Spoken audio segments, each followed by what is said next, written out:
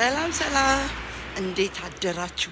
የተወደዳችሁ የሀገሬ ልጆች፣ የኢትዮጵያ ልጆች፣ በዓለም ዙሪያ ያላችሁ በተለያየ የሰዓት አቆጣጠር አሁን በሆነ ቦታ ሌሊት ይሆናል፣ በሆነ ቦታ ደግሞ 6 ሰዓት ይሆናል፣ በሆነ ቦታ ደግሞ እንደዚህ አይነት ሰዓት ይኖራል።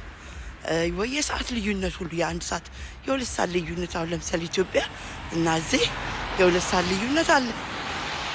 በዚህ ሰዓት ኢትዮጵያ ቢሆን ቁርስ በልተው ምናምን ሰው ስራ ጀምሯል። እኛ ደግሞ ከኔ በፊትም ስራ የሚጀምሩ ሰዎች አሉ።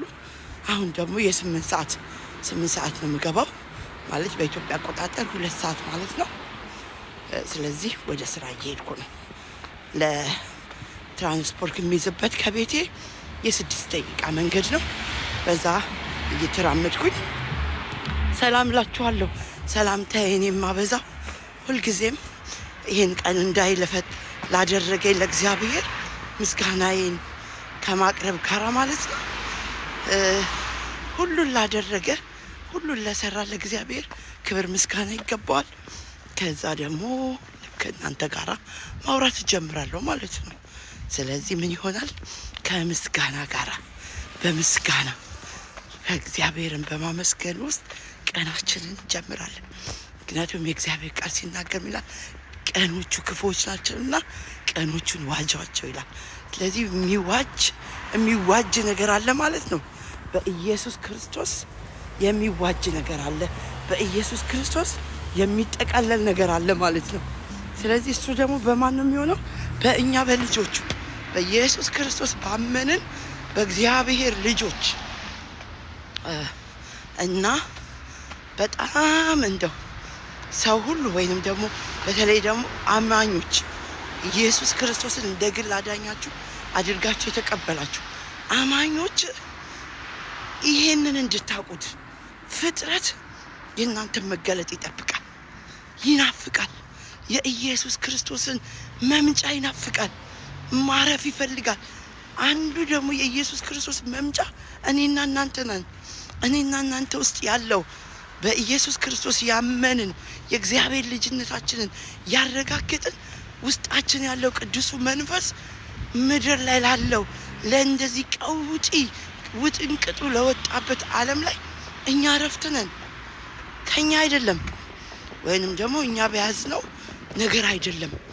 እኛ ውስጥ ባለው በኢየሱስ ክርስቶስ በተሰጠን መንፈስ ቅዱስ ዓለምን ጸጥ ያደርገዋል። እኔና እናንተ ይገባናል። በጣም አንዳንድ ነገሮች አላያችሁም? ሰዎች በጣም ተጨንቀው ግራ ተጋብተው ባሉበት ነገር ውስጥ መንፈስ ቅዱስ እናንተን ሲያጽናና ሲያበረታ እርግጠኛ ነኝ አይታችሁታል። ስለዚህ ልክ ያንን ከዛ ማለት ነው። ከዛ ቀጥሎ ደግሞ ኢየሱስ ክርስቶስ በምድር ላይ ሲገለጥ እሱን ይናፍቁታል። እኔና እናንተ ውስጥ ያለው የኢየሱስ ክርስቶስ ዛሬ ደግሞ አየሩ እንደዚህ ነው። በጣም ጥሩ አየር ነው። አልቀዘቀዘም፣ አልበረደም። የሚገርም አየር አለ እና እንደዛ ነው። ቅድም እንዳልኩት ነው።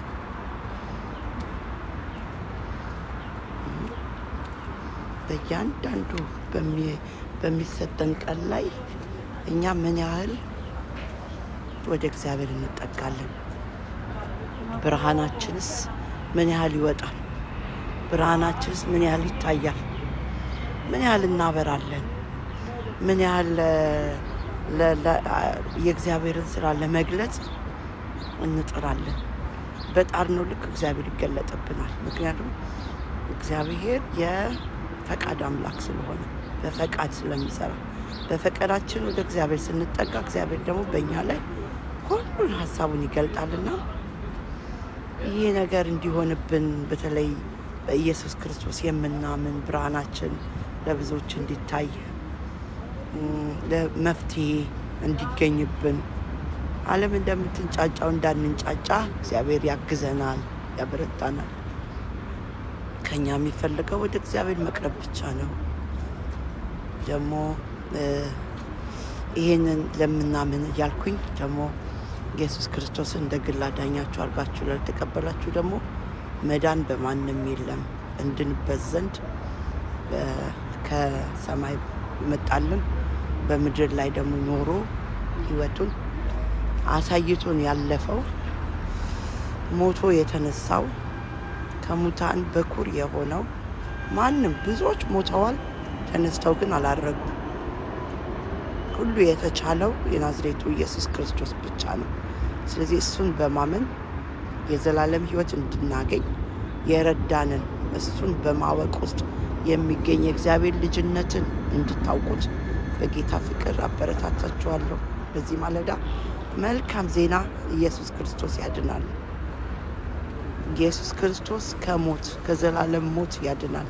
ኢየሱስ ክርስቶስ የእግዚአብሔር ልጅ ነው።